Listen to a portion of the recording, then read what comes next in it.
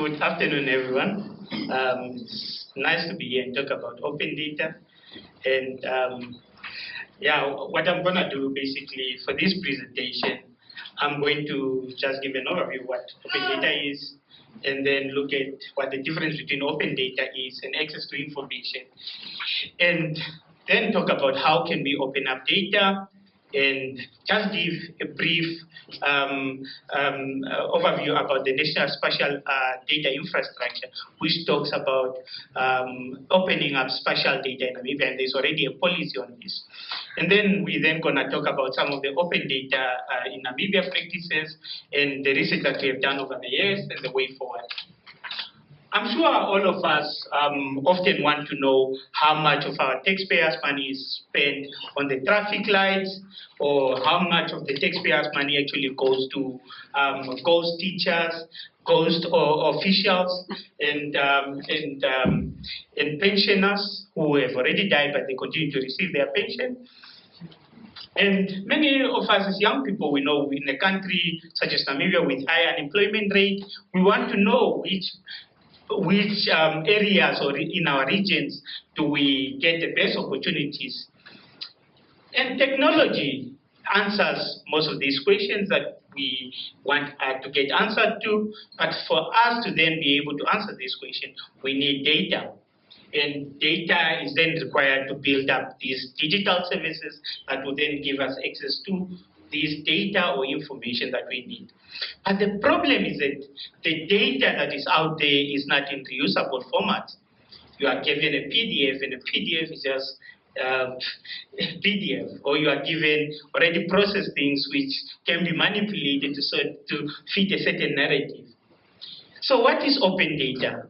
Open data is a movement which started in 2009, and the idea really behind open data is to make public data. When we are talking about public data, it's usually data that is generated and collected using public taxpayers' money. And the idea is to make this data available for everyone to use, reuse without restrictions, meaning that you and I should have access to the same public data like companies do. And this data is not only limited to government data, but it talks about other data such as research, transport data, geospatial data, culture, weather, education, and financial. You know, recently, I'm sure for those that have been watching TV, the floods in South Africa. But if we open up this weather forecast data that the meteorologists actually release, we will then have a lot of innovators that can actually use this to be able to predict high rainfalls, and also be able to anticipate some of these things if we to open it up to people to then mash up into services. So the idea of open data is not new, although we don't have open data in Namibia yet. It's not new. It started in 2009, and this when it even became prominent with President Barack Obama when he did something that a lot of people in the US thought it was unusual, opening up massive amounts of public data for actually people to use. And then in the US and in other countries, we have seen how these have actually created opportunities for young people. Innovators were able to use this data to create services that were actually providing government services or public services, to bringing these services to the people through applications and other digital services. And we also seeing over the years how this organ has been moving, and there's been a lot of momentum, and even big institutions such as the World Bank and even now the African Development Bank are also creating portals and are encouraging countries, member countries, to actually come up with portals where citizens can access public data. What do we mean by openness? Or what do we mean by open data? When we talk about open data, we mean that it should be readily available. If I need budget data, the raw data, not the PDF that the minister presents, it should be available at the portal, and I should readily have access have access to that portal, and I should be able to download this data. And if I know what is happening, why open data? Briefly, the most important thing about open data is that it promotes civic engagement and improved decision making. How? Why? Because when citizens are informed, they are able to hold leaders to account and they are able to ask the right questions. And by asking the right questions, you then increase transparency and accountability. But for me, the most important thing about open data, and particularly in Namibia, is what we, the innovators, can use this public data for. Really about creating new services around public data.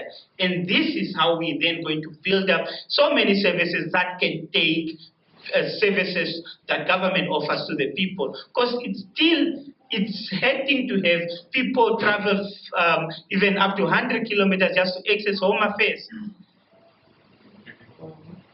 But there are certain things through digital services that we can then allow people, without them traveling, but able to then access services that Home Affairs offers. And with open data also, we'll then also be able to improve efficiency in government services.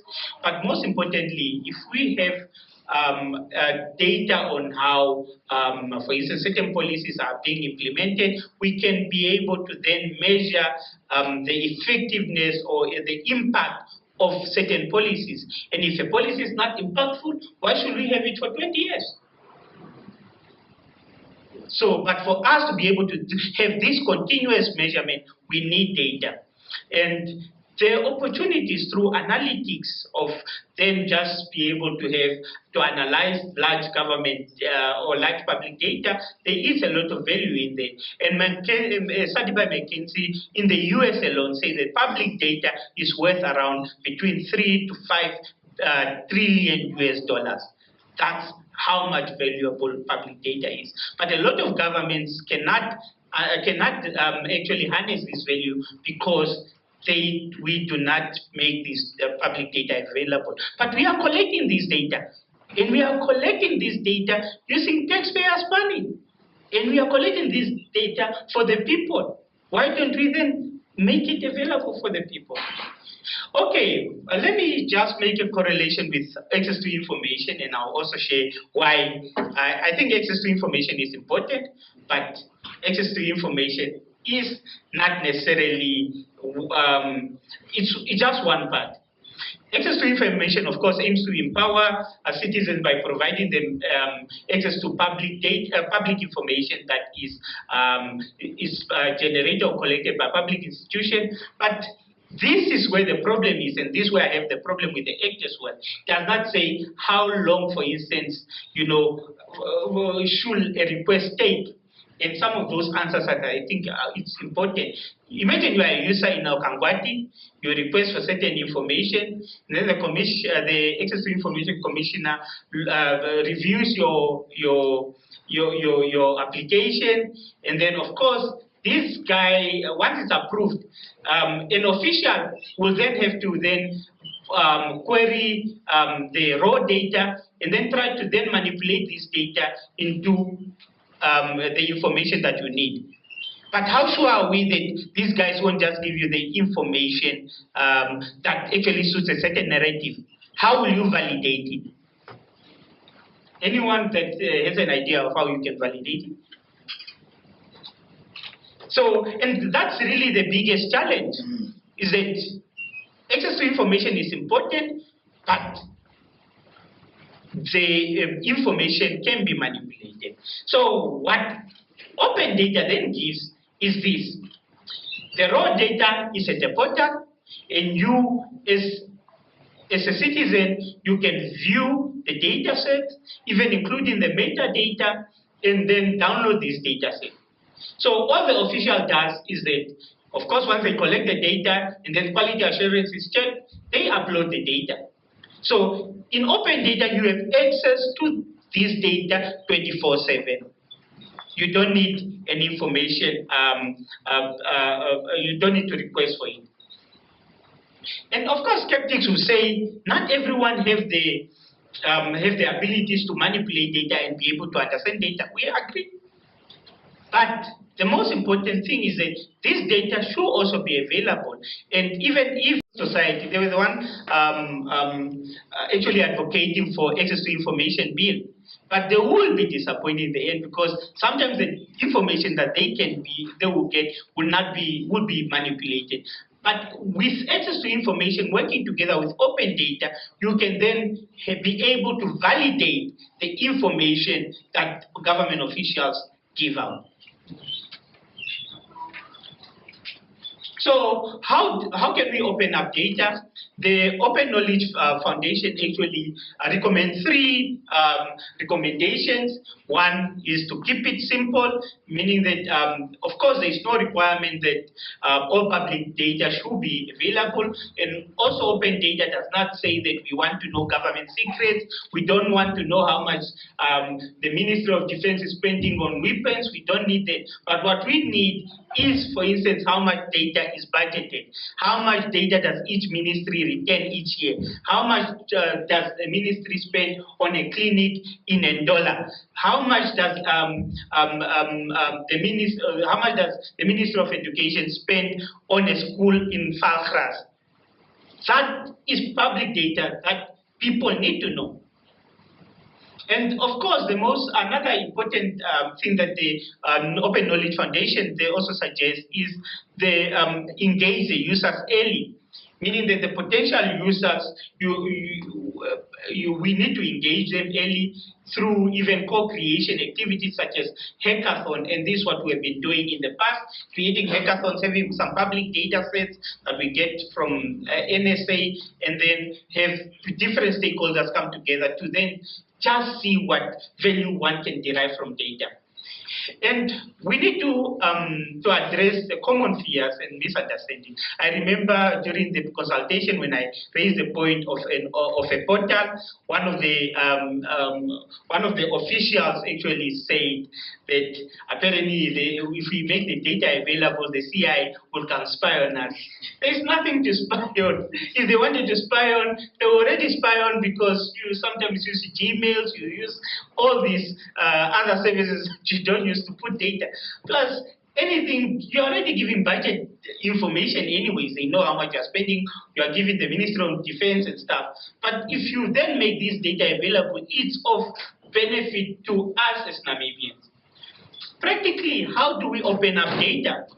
It's not complicated as we make it seem. Sometimes it's all about identifying certain data sets that we already have, and we then can take one or two and then try to make it available and then engage the different stakeholders. But we have this data here, you can download it here, and then see how people use the data. And before you then upload this data, you then ensure that the intellectual property rights, determine those intellectual property rights of the data and make sure that you apply the open license. And then after that, you then avail the data, but when you are availing the data, make it available in reusable format, CSV, Excel, and other formats that people can reuse. And then make the data discoverable. Don't put it in your office so that people can come and request for their data. Put it online so that I search for it and I can download it if I think this data is of interest. And one thing that some people say, no, we can't have open data because it's risky. I'm like, we have open data when it comes to special data.